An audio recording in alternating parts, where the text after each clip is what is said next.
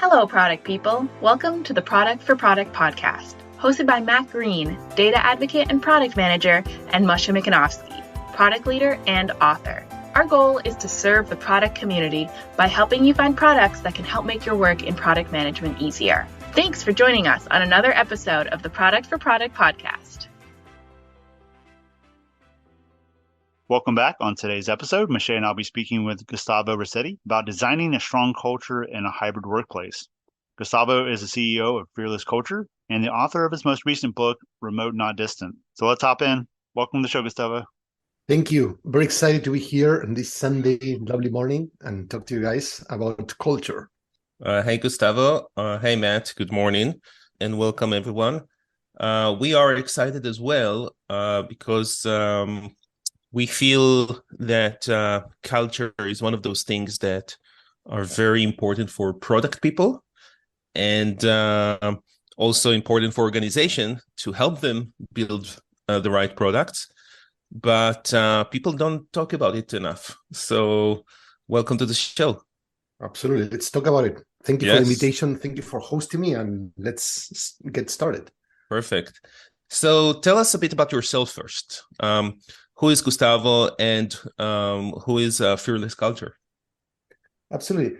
I think that where do I get started? I don't want to get into my story, but I think that what defines me, it's what drives me. There are two basic things that go hand in hand, which are boredom and curiosity. I don't know which one comes first, but basically curiosity is what keeps me going and exploring new routes and different stuff and experimenting. And then boredom is when I feel that I get stuck, or I'm repeating myself, or I see that teams or companies are getting back there. And that's what sparks my enthusiasm to find something new.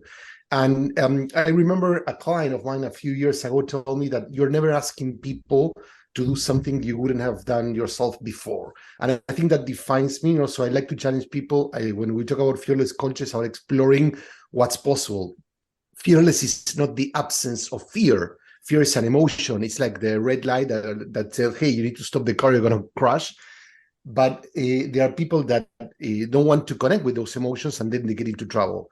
On the other hand, there are people that the emotion, fear, get them stuck, paralyzed, and they have a hard time making decisions, or maybe they lower the bar and they go with a group thing, kind of things that everyone's going to approve, rather than going for that bold idea. So fearless, in the end, it's about what's the thing that are possible, understanding the emotions, the fears, the threats, everything that gets in the way, and take those into consideration, but achieve your goals. That's fascinating. Yeah, and it's resonate with me also. Boredom and curiosity.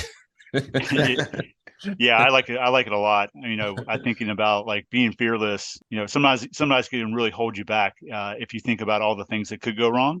So being able to harness that and use that as a power to help propel you, I think that's like a really strong advantage that people can harness. Absolutely. So what do you do at Fearless Culture? Because you have your own company that you, as far as I understand, help organizations be fearless about their culture and design it. So build a culture for the organization by design rather than just by mistake.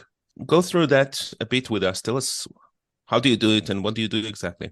Absolutely. In order to explain that, it's important to understand what's culture. And there's usually this tension that people say that culture, it's a strategy for breakfast. And I think that you need both. So if you have your audience are people that work on products, design, product development. So having a great culture without a great product, it's going to get you nowhere. However, if you have a great product, the culture is going to accelerate the process. So it's going to bring people together towards one common goal. It's going to help alleviate the tensions so you can achieve all the things that you want to do. So what we do, to your point, is help organizations, but also teams, design a culture rather than having a culture that emerges organically. Yeah, there are some elements that are organic. There are some elements that happen by chance, but all the successful companies were very mindful since the get-go to define what culture they want and to address issues. Culture is like a software, and we need to understand, do we have the right software to make sure that the company works at its best? We do different types of things. We help companies first understand what the culture is, so map the real culture, not the official, basically how people experience it. We also help them assess which elements of the culture are working, like purpose, feedback, decision making, etc., and then design the future state. We also have a framework, and we train people within the corporate world, but also we have trained thousands of consultants in different countries to use our tools as well, because we believe that we shouldn't just keep those tools to ourselves. The more people that can master them, the better companies are going to work. Mm-hmm. And that training consists of what you said, understanding the culture, assessing what works and what not, and then deciding what the future state will be, or how to design the future state. Yeah, that's kind of the journey, and I'm very emphatic about the different steps because, for example, most of the people that reach out to us are CEOs or someone from people and culture or operations, because the CEO wants to rethink the culture, either because they're going through a rapid transformation or growth, they are going through an acquisition, either acquire or merger, they're acquiring or being acquired, by someone else, and that basically puts the culture to the test. And what's important is usually they want to say, hey, what culture should we have? But if you don't understand where you are today, how can you move into it? You need to understand not only what's not working, but also what are the things that are working so you can build off there. It's like, let's say you buy a house that needs some kind of work, rather than tearing it down and build something from scratch. Well, maybe the structure, the foundation works, maybe the walls stand there, maybe you need to change the windows. So you need to understand what's possible rather than get rid of everything that you have, because culture is an evolution. So you cannot take over. Sometimes leaders start a new job as the CEO, COO, or team leader of a company or of a particular product or a technology, and they want to change everything. And that creates a lot of resistance because there are some things that are already in place that are working.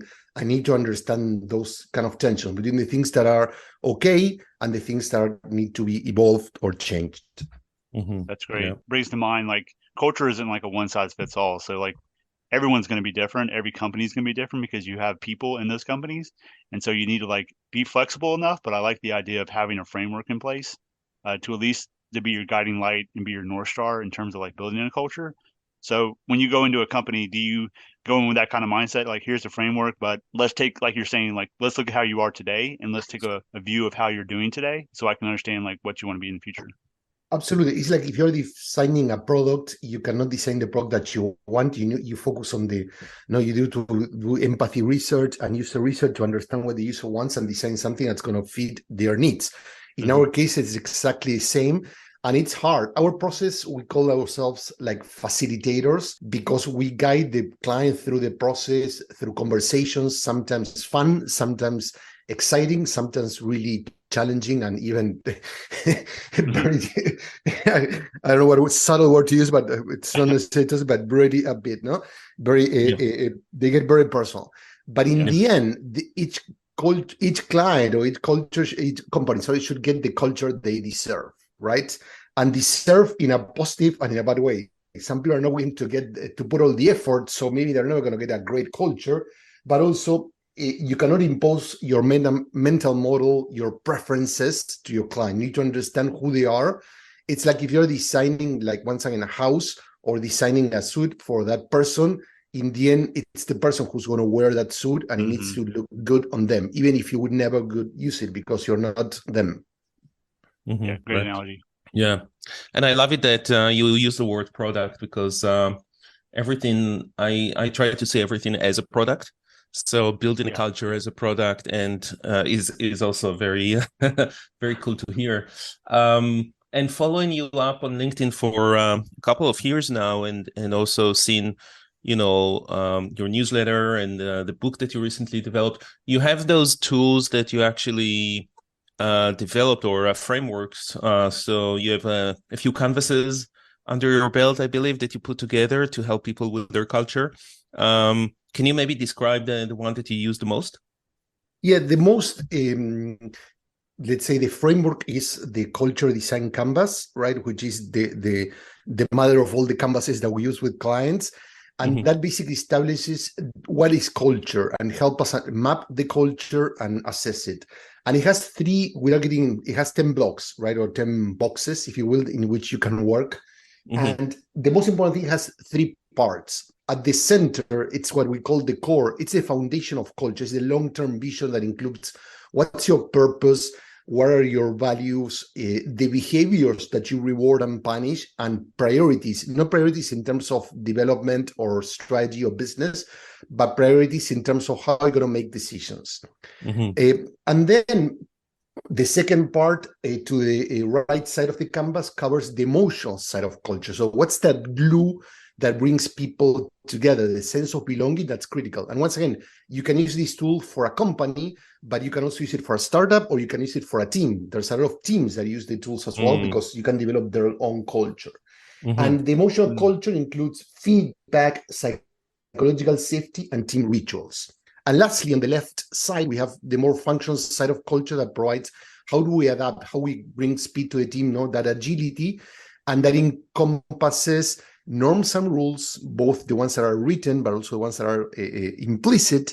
We also have meetings, and meetings is more of a concept in the sense that include collaboration, both asynchronous and synchronous, not just when we're getting together in person or in a Zoom call. And lastly, decision making, how we make decisions, who has how we distribute authority, etc. Yeah. We'll put links in the description of the episode, so everyone will be able to look at that. I'm sure that they can. I think that there is a downloadable. As far as I remember, I remember I downloaded it a while ago, so probably there is still a downloadable versions of that, right? Yeah, we have like over 50 tools that are free for people to download, and also have the facilitation guide if they want to try it on their own. Yeah, amazing. That's great. So, taking it to the next stage here, what I wanted to, focus a bit more is about, the product world. We are always thinking about product people. We are product managers ourselves, and we always look for better ways to do our work.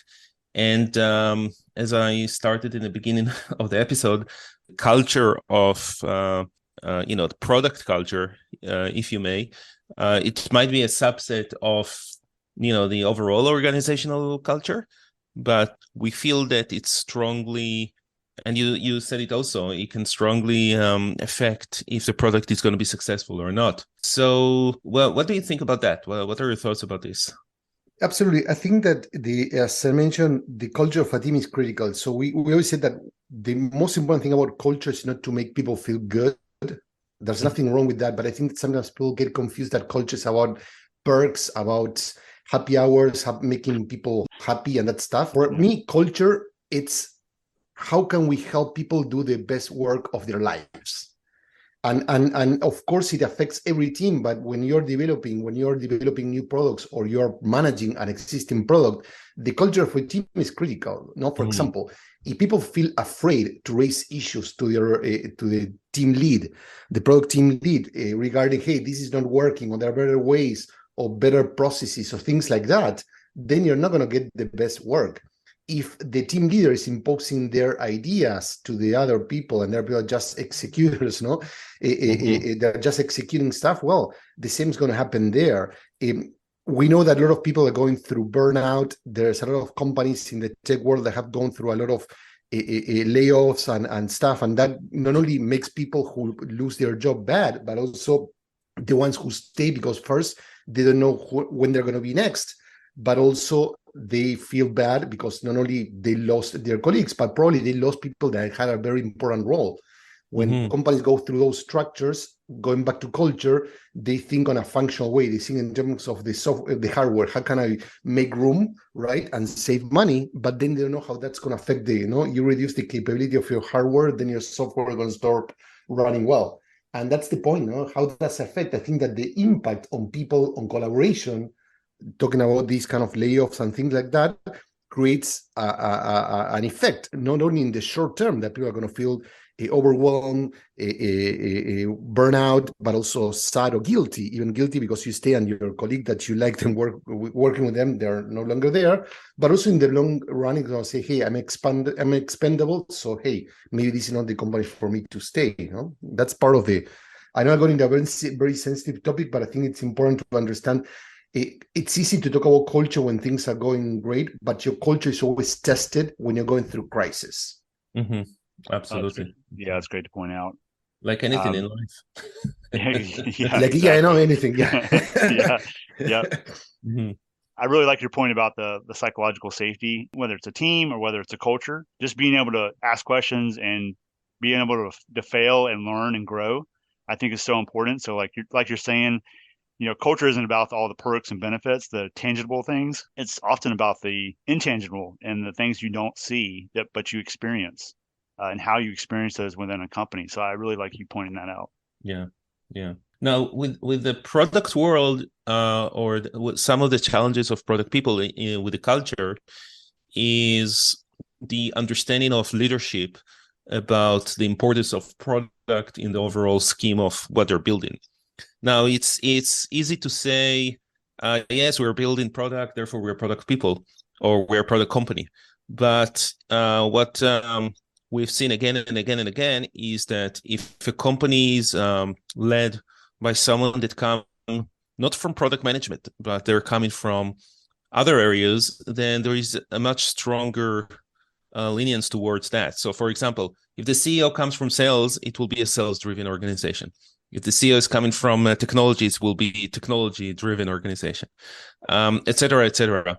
And that's usually is not a good thing for product, mainly because you don't want to follow every sale that you do, because then the product is going to go nowhere, really. It go in all the directions that the different clients that are paying will ask you to do, and then it's a huge mess. So have you seen this in the work that you've done with companies, these type of situations?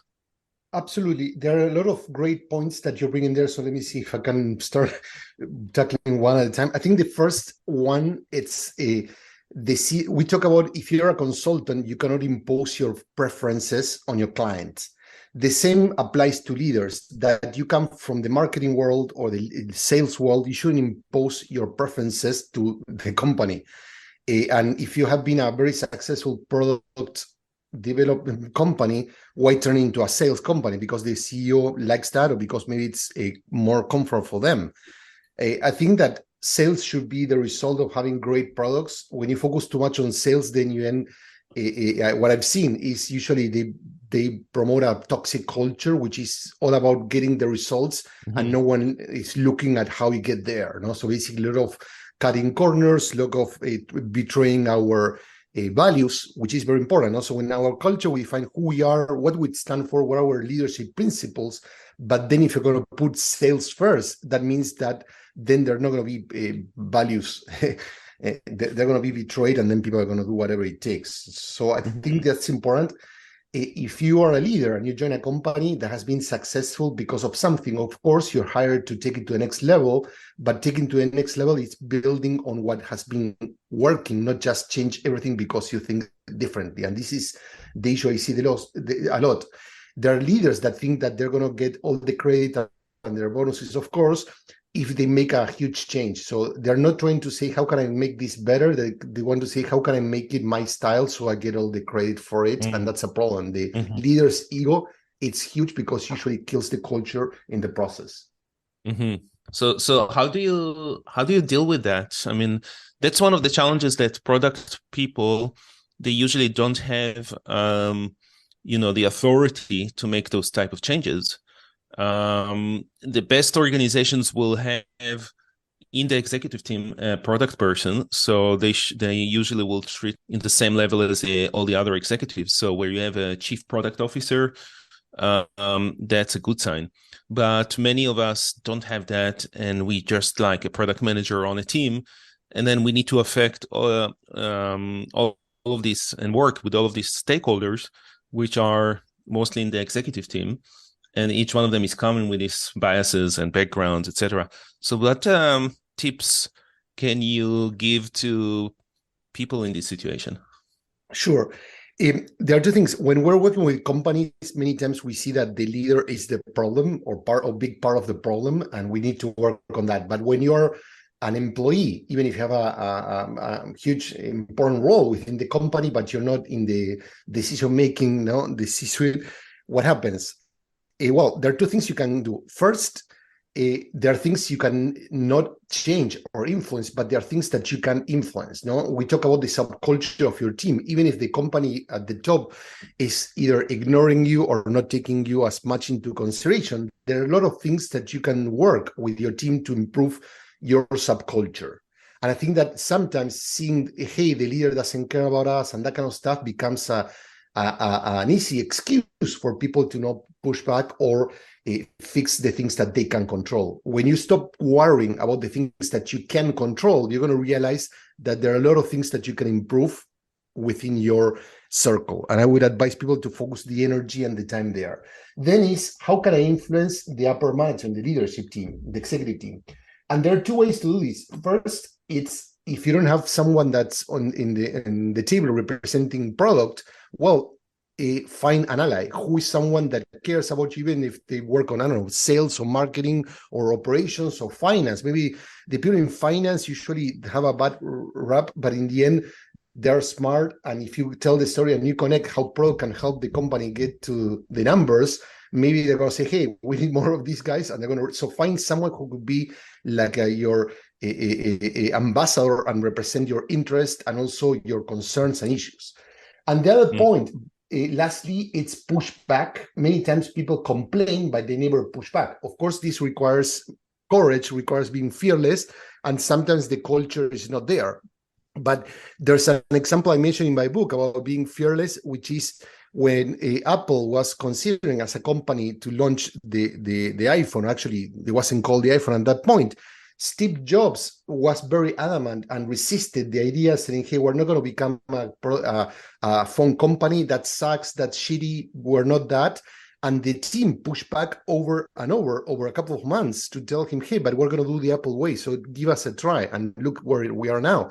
It's the cash cow of the company. But even the leader, a very innovative, open-minded person, very passionate about that, resisted the idea because it's not, he was looking at the wrong side of the idea. He was thinking, hey, we're going to copy what other phone companies are doing rather than exploring the opposition. So sometimes you have to push back. In that case, people push back a lot and then they were able to, hey, look where Apple is now. Yeah, that's a great example because they had the culture that allowed them to do that. Yeah, they felt empowered to do it, right? Mm-hmm. Mm-hmm. Yeah, but I would also caution, the culture is not always there because sometimes, and of course, I'm not asking people to take stupid risk, but sometimes we need to take risks. Sometimes the culture is not just what the leader, it's not about leaders giving us permission, but it's also ourselves creating that permission. You know what I mean? So leaders might be intimidating, but I've rarely seen, unless you're working in the wrong company, and that maybe is a different type of question you should ask, is leaders respect people who step up, who push back with solutions, with good intention, and with support, not just complaining. You know what I mean? So if you're able to make them rethink, of course, never do this in front of a large crowd because they don't want to be put on the spot. That's something that could work as well. So you also need to take that risk if you really believe in what you do, because that's what I say. How hard do you believe in what you think is the right thing to do? If you're convinced, then do your work, take the risks. Mm-hmm. No, that's very cool. That really resonates with a lot of things that I've been reading and trying to implement myself and talking with other people and when I mentor other people, etc.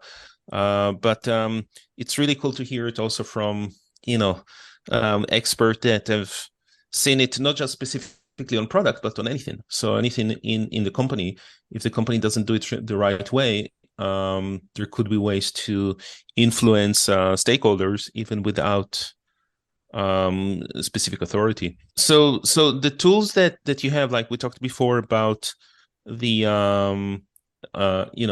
Canvas, etc., and you said you have 50 different tools, free tools for everyone. Is there something specific there for product people, or it's more like any type of culture, or a culture for any type of organization? We no, yeah, it all depends. We work a lot with tech companies, and we worked a lot with product people, right? Mhm. In the end, they are frameworks, so they're not necessarily built for a particular type of team. But for example, we have a tool that it's the second one that's the most downloaded in our website. That's called the Stinky Fish. Uncover the Stinky Fish. The Stinky Fish is a metaphor for those things that we avoid or we are not conscious and we're not discussing as a team, that they start to rot, they start to smell, and then in the end they end contaminating everything. Because reality is the issues that you have within a team are never going to go away. They're not going to disappear magically. You have to address them. And if you avoid them, they're going to start something that was maybe tiny, it's going to become a huge, huge issue. So we use this tool that's a framework that has to do with what are the things that everyone's thinking, but no one is saying? What are the issues that we cannot get over with, for example, that we made a bad hire or we made a bad technology or product decision at some point, and it took us a lot of months to recover from that.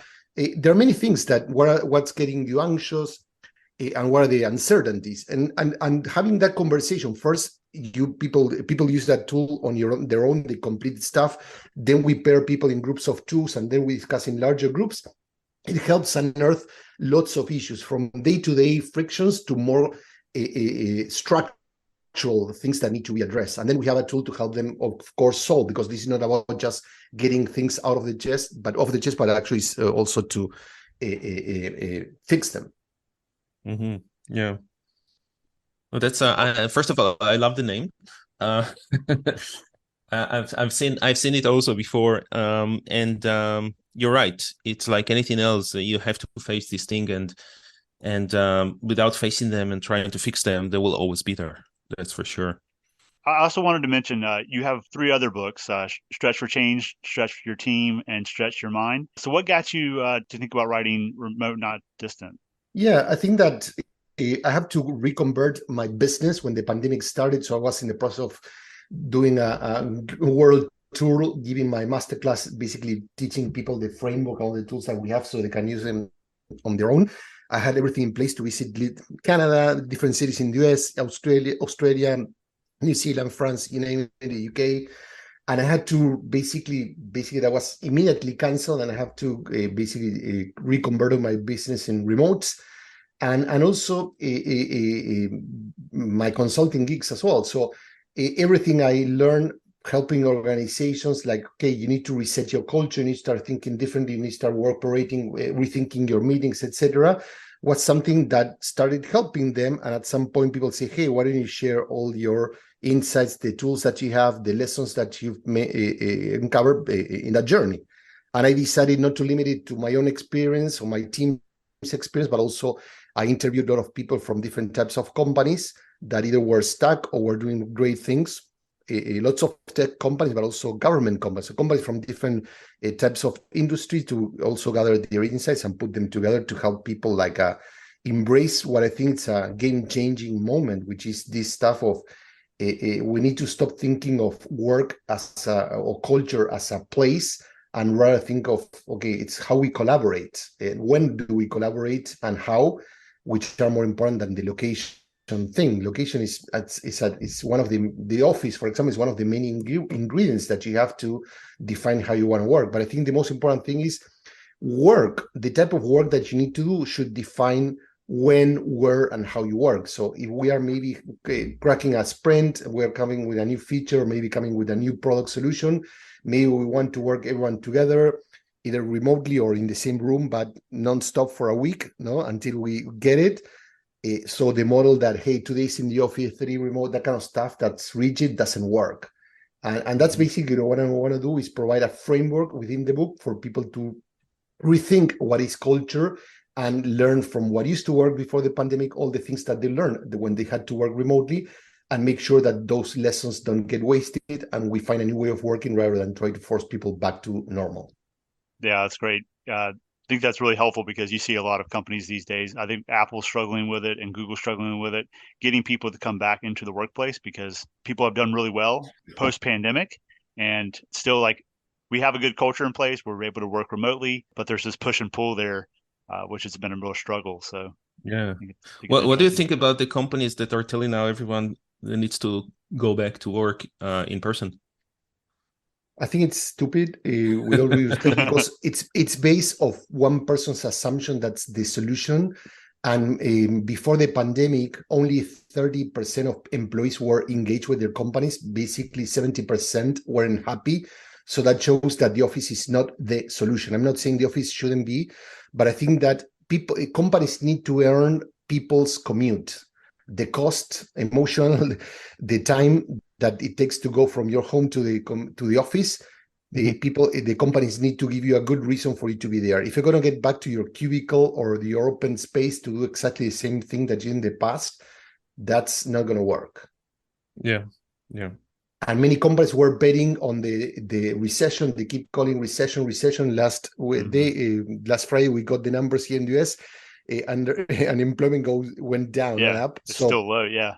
So stop beating using the economy as an excuse, because people have the power, and especially the most talented people, they have the power, and they're going to go and work in a flexible environment, because that's what gives them the ability to do the best work, because that's what we care. So engage your team. Hey guys, this is not about where we work from. This is about how can we do our best work. I want to hear opinions, and that should be decided at a team level, not at a company level, if you want to succeed.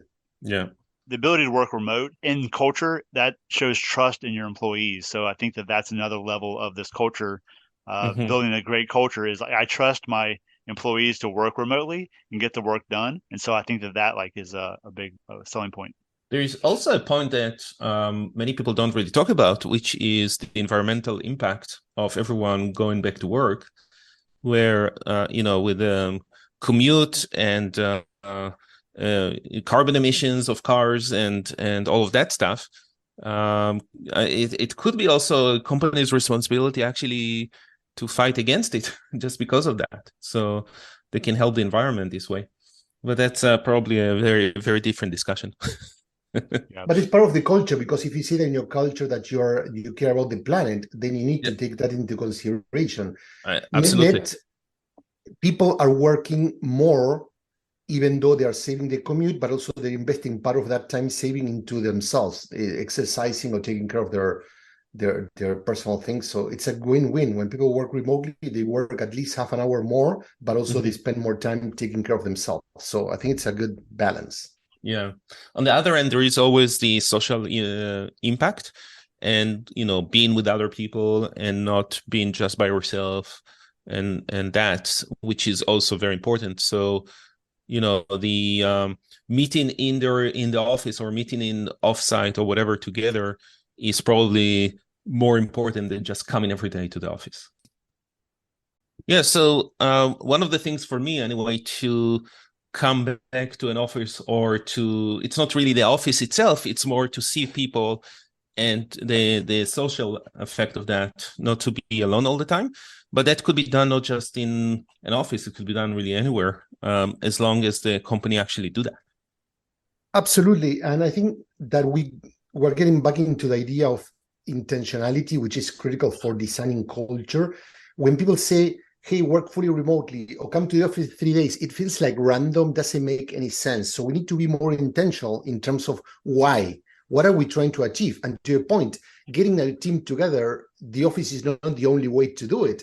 There are people that gather in a restaurant to eat. For example, Slack, bring their pod team together every now and then to have food together, to eat together, to bond. And it's not about work, it's about building that stuff. There's a the manufacturers of GoToMeeting and other software companies that they organize events depending on where you live. So basically based on regions or cities, in which people, for example, go and help during the weekend on a food bank. Has nothing to do with tech or product, but it's a great way of connecting people, even people that never work together but belong to the same company, doing something great, supported by the company and stuff. So in the end, it's about what's missing. How can we create that human connection, but with a purpose to do something great, not just to, hey, we're sitting in the same desk looking at each other. So instead of having a camera, we're just looking at each other. But so what? The magic is not going to be there if you don't design for it. Yeah. And that could be also hard budget-wise to some organization, small companies that are in many different places. It could be very expensive to bring everyone to the same place.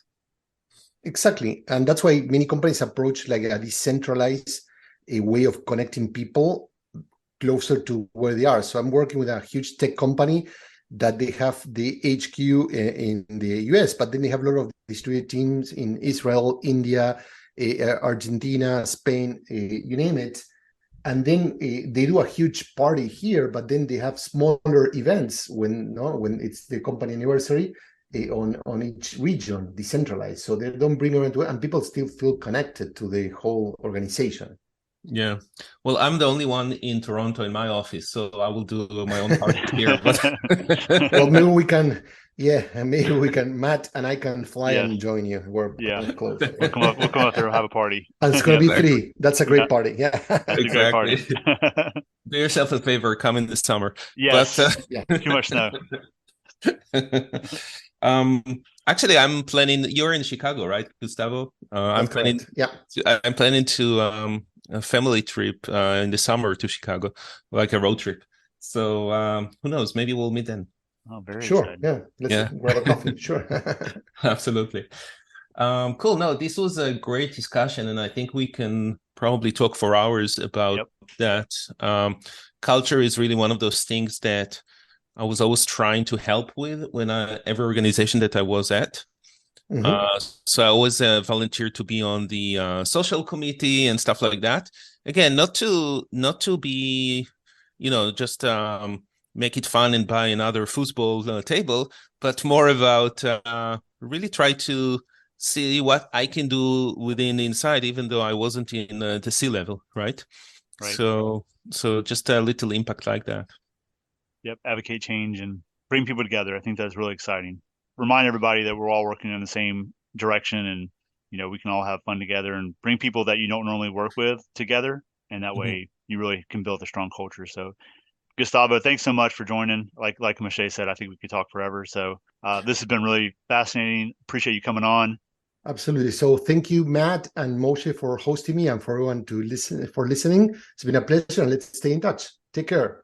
Thank you very much. And we will put links to your tools on our description so everyone can download them. And please check out Gustavo's work. I think everyone will gain a lot from it. I've got some books to read on my list now. So yes, exciting. Thank you again. Thank Bye-bye. you. Take care. Bye-bye. Bye. Thank you to all the listeners. We really appreciate the feedback and support. Please leave us a review to help others find the show on Apple or Spotify or anywhere else you're listening to the show.